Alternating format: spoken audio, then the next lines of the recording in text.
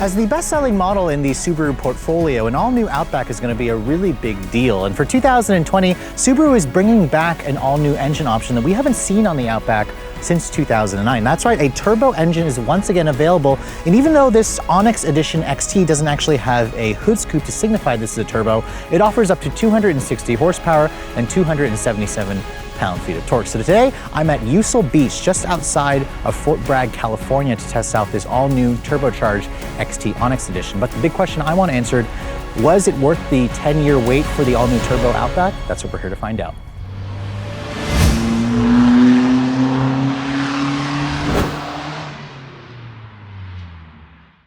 So to start off the driving portion for the 2020 Outback, I'm in the 2.5 liter engine first. Now this engine has always been the volume seller for the Outback. However, it is an all new engine for the 2020 model year. It's the same powertrain that I showed you in the Forester. It's 90% new parts, 182 horsepower, so only like 7 more horsepower versus the previous generation, but about 70 to 75% of buyers bought this engine, which honestly the old one was very lethargic. It took like almost 10 seconds to get to 60. And this one, compared with the old one thing I'm noticing is the CVT is very responsive in this car. Subaru does a really good job with their lineartronic CVT. Of course, we'll hop into the turbo engine later and that has a different CVT, but basically when I put my foot down, it's very quick to basically mimic shifts, adjust the drive ratio, and put the engine into the meat of the power band. Honestly, this engine should be enough power for most people. Not for me though, but for most people, you'll probably just drive this thing and say it feels fine. I'd say 0 to 60 is around the 8.2 second mark, maybe around 8.5 seconds. It is an improvement, but it still leaves me wanting for power. Just keep in mind, this engine is only rated to tow a maximum of 2,700 pounds. So if you guys are looking to tow more, you're gonna wanna go for the turbo. Now, this being an all new platform, it's the Subaru Global Platform. Subaru also says that they've stiffened it and they've made some adjustments to make this more comparable to the Outback. It's 70% stiffer versus the previous generation, and you feel that immediately. This car feels a lot more sportier. It feels a lot more secure and stable. The old one didn't feel horrible. It just had a very softly tuned suspension. It had steering that was a little bit numb and slow. It felt like you were driving a crossover, whereas this one feels more like you're driving a car. I mean, Subaru likes to call this thing a crossover. It's a wagon. It's the best-selling wagon that you can buy here in America, and that's the beauty about the Outback, is it is a very top-selling wagon. Now, in typical Subaru fashion, the visibility in here is really good. Excellent sightlines from the front. The side mirrors, they have repositioned it. That beeping that you keep hearing is the active lane departure alert. Every time it doesn't see lines, it'll beep and say it's turning itself off. It also has lane centering, which is new this year, which helps to actually keep the car centered in the lane as opposed to lane keep, which would just ping pong it back and forth. The side mirrors you can see here have been repositioned, so Subaru says you can see a little bit better and there's a little bit less noise. They focused a lot on noise insulation for this car. They say it's like 3 decibels quieter versus the previous generation. Now again, I'm testing it on this rather bumpy, gravelly road here, or it's not really gravelly, but it's not the quietest road here in Fort Bragg, and here in way northern California. I'll have to wait until I bring it back home to DC to really test the quietness. It is a lot quieter than previous Subarus. The seats also, I find them to be really comfortable. The view out of the back is really good. The steering in this car really is just a huge improvement for me. I like the way the steering feels. I like how this car feels like a car. It sits lowish like a car, but you also get the sense that you're not driving a regular car, especially when you look behind you. There's a lot of space, there's a lot of glass area back there, and that was definitely something that Subaru, wanted to keep because that's one of their core strengths. Now the suspension has been completely redesigned this year. You still have a multi-link double wishbone on the back, struts in the front. The suspension redesign has attributed, of course, to the improved handling, which is very important. The overall layout in this instrument cluster here, like everything here has just good sight lines. So that's the one thing about Subarus, is the annoyances are very few and far between with this car. I especially love the way this big tablet looks, which I talked about in my last video where I went in depth with the tablet system here. That eyebrow display that all the other information is now in the top portion of the tablet. So it's nice that Subaru's kind of integrated it into one system as opposed to all these different systems that they had in the previous generation. Now this car does also come with paddle shifters. It has up to 8 different ratios. There's no sport mode here in the transmission, which I'll have to try hopping into the turbo later in the afternoon, and we'll try that to see if it has a sport mode. But you can see with the paddles, it doesn't really respond the way I'd like it to when you're downshifting. But I do like the way it responds when you actually are upshifting. It actually feels like a real shift. This is probably one of the most convincing paddle shifters with 8 virtual ratios in a CVT. So those of you who are CVT haters, drive a Subaru CVT and it's actually really good. So it's no surprise to me that, you know, people who drive these things don't even know that it's a CVT. It will fool you into thinking this is just a traditional automatic.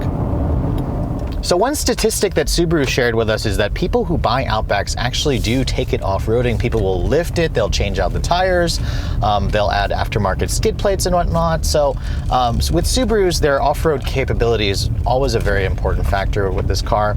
And they've said they've preserved all of that for the new generation. It still has 8.7 inches of ground clearance. They've actually introduced an X Mode Level 2 feature that's in the Onyx edition, which I'll drive later on, that has the turbo engine. But there's going to be some off-road courses here. This is the first leg of the off-road course. It's essentially just a little dirt gravel road here. And this is where you really notice the ride quality improvement on the Outback. I mean, the old one definitely had a soft ride quality that was too soft and floaty at times. This one is still soft. However, it doesn't feel quite as floaty as it once did. It feels a little bit more buttoned down, a little bit more settled. The steering also is still really excellent here on this kind of slipperier road. And I turned the X mode on here. You can actually only turn it on and off through the screen over here. There used to be a hard button. They've gotten rid of it. Everything is integrated into that screen now. And their symmetrical all-wheel drive system is something that Subarus are really well known for. And honestly, there's no thinking with this car. You kind of just put it, either turn the X mode on and off, you just put it in drive and just continue on like the pavement didn't really end. Now, I will say that I'm skeptical on Subarus and them being able to go to places like where Jeeps take their Wranglers and whatnot, but for the majority of people who live an active lifestyle, you're going to get into something like this, and this is hugely sufficient for most people. It has just enough ground clearance that sits up high enough to where you're not too high. You have really good visibility. The steering is nice. It's easy to drive this car on the pavement, and it's also easy to drive the car off the pavement. So the base engine is fine for most people. However, the turbo engine is really the one I want to drive because it marks the return of a turbo in over a decade. So let's hop into that XT model and see how it compares to this base engine. So even though the all-new 2020 Outback XT doesn't actually have a hood scoop, when you lift up the hood, you'll actually find that the air intakes to feed the intercooler are actually mounted on the inside of the hood. So this is where it actually scoops in the air to reveal a top-mounted intercooler. Now, in my first Outback video that I showed you guys, I actually showed you the base engine. It was a perfectly adequate 2.5-liter naturally aspirated engine. This is a 2.4-liter direct-injected FA24 motor. This is the same engine that's in the 2019 Subaru Ascent. It's a fantastic powertrain. It pairs up with a high-torque CVT transmission, so it's technically a different CVT versus the base 2.5. Now, it makes 260 horsepower, like I said, 277 pound-feet of torque. Now, if you're keeping score of the numbers, that's about 4 more horsepower than the old 6-cylinder and roughly 30 more pound-feet of torque versus the old 6-cylinder. So you get much more torque at a lower RPM that's realized at a much broader torque curve. Now, the big news with the turbo is it has increased the towing capacity of this Outback from 2,700 pounds to 3,500 pounds. And fuel economy has also been greatly improved. It's now rated at 23 in the city, 30 on the highway. That's an improvement of 3 mpg across the board over the 6, and this only requires to use regular gas. You don't have to put premium fuel in it. As this one sits, it weighs around 3,900 pounds, so this is about 200 pounds heavier versus the non-turbocharged Outback. Looking at the styling of this particular one, this is the Onyx edition, which kind of is the lowest trim level of the XT. It's basically a premium trim with some black accents here to make it look a little bit more aggressive or youthful. The grille, as you can see, is blacked out. The headlights are slightly blacked out. You have LED headlights as standard equipment with an LED daytime running light, incandescent turn signals, and LED fog lights. You also get that front camera system from the touring grade, so it's nice that Subaru kind of throws in some of the up-level equipment from the higher trim. From the side profile, you can see the wheels are blacked out. These are 18-inch wheels with kind of that directional 5-spoke design. It's actually the same wheels on the touring, just with a slightly different finish. It looks nice with the gray exterior that this one offers. You can see the mirrors are also blacked out. This is the same size as the non-turbocharged version, so you're not going to really change that. At the rear of the vehicle, you can see the taillights are also slightly blacked out. They have like an incandescent turn signal and an LED combination. There is just one XT badge. That's the only way you're going to tell that this is the turbocharged engine, and the badges are blacked out because remember, this is the Onyx edition.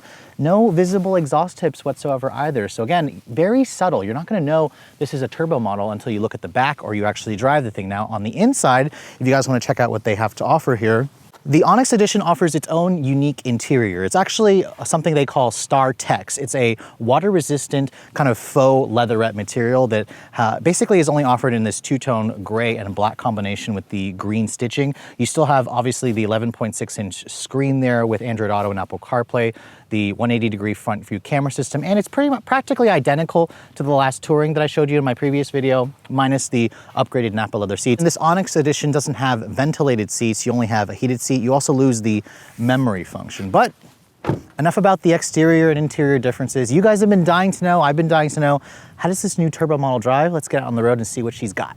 So the one unique feature about the Onyx Edition is the fact that it has kind of a dual mode X mode system, where on the screen here on this little eyebrow lip part, you can see there's a normal mode for the X mode, there's a snow dirt, and then there's also a deep snow and mud. Now we're actually on our way to this beach called Ussel Beach, so I'm gonna be able to test out probably the deep snow and mud portion, at least out on the sand. But before we get to that part, let's head out on this gravel road and see how the XT version does. So I'll put it into the snow dirt because this is a dirt road.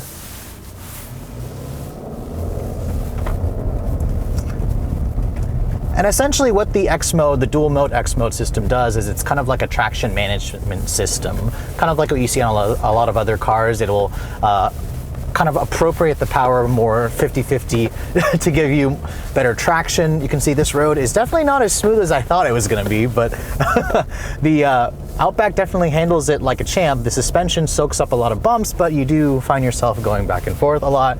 The all-wheel drive system, honestly, Subaru's all-wheel drive system is known for being some of the best in the industry, and it kind of just trucks along very easily. You don't really have to do anything. Now, there were a couple of instances where the system did, start to spin the wheels, and you had to kind of back up, then try again, and then put your foot down, and then you had to engage the X mode, and you could feel the all-wheel drive system trying to appropriate the power to the wheel that has traction. And of course, some of that's going to be limited to your tires. This car only has like Yokohama, like all-season tires on it, so if you put some meatier tires on it, it'll do much better. But compared to the 2.5, it drives pretty much the same, but you just have a lot more torque. Honestly, the engine makes like no turbo noises in this thing. I wouldn't even know it's a turbo because it's got no hood scoop, it's got no blow-off whistle noises until I put my foot down and I just feel all that torque, because that's what the base engine essentially lacks. But you can see this little trail here. Ooh, it is pretty bumpy, and there's some dips in there, but the car handles it fine. I haven't bottomed it out yet, although we did scrape the front end a couple times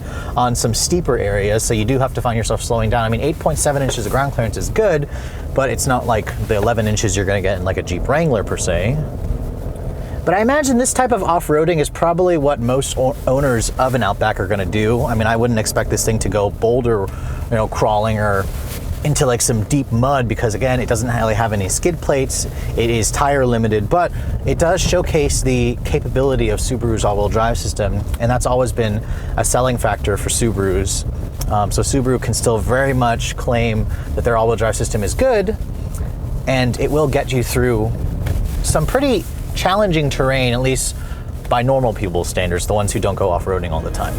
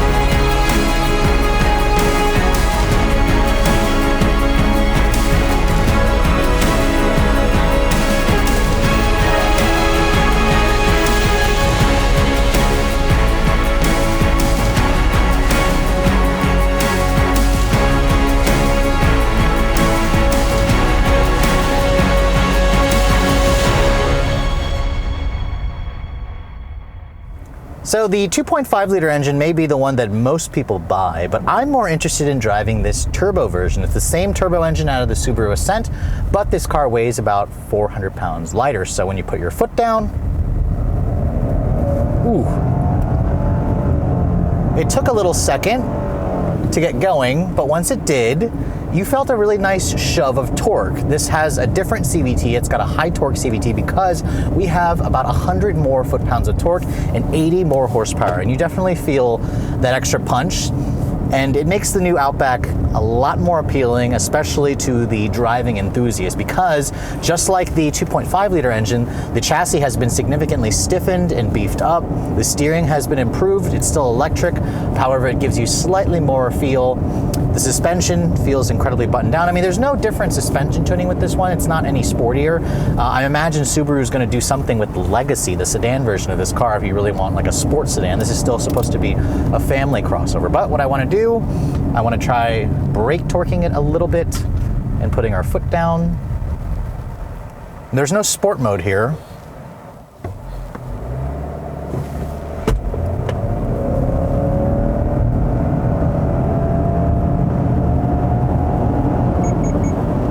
Now it feels like a 0 to 60 time of maybe around under 7 seconds. The old 6-cylinder was about 7 seconds. I'd say this one's around 6.5. Honestly, I need to test it again back in DC.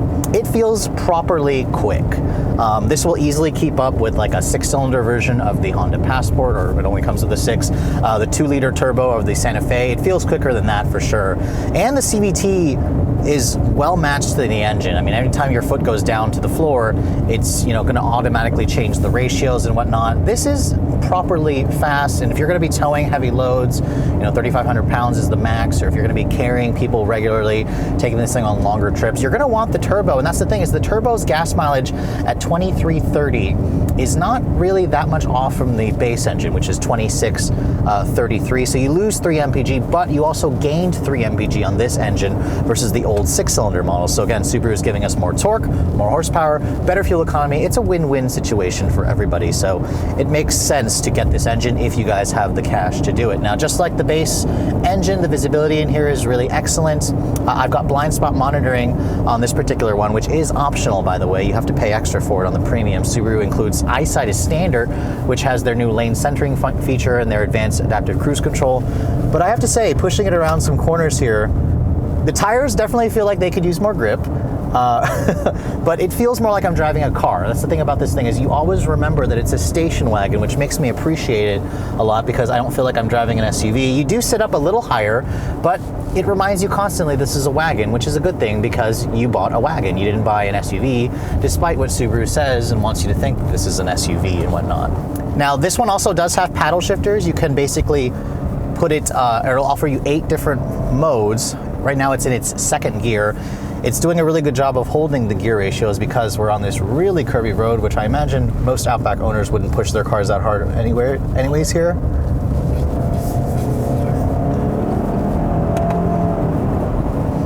But yeah, this thing is fast. It is properly quick, and I do like the extra power. So if you were going to go for the Outback, I highly recommend spending the extra $8,000 and going for this XT version. Now, this particular one that I'm driving, the Onyx Edition, does have a couple of differences versus the touring model that I drove. The seats, for example, are not ventilated. This is that material that has that's water resistant and whatnot.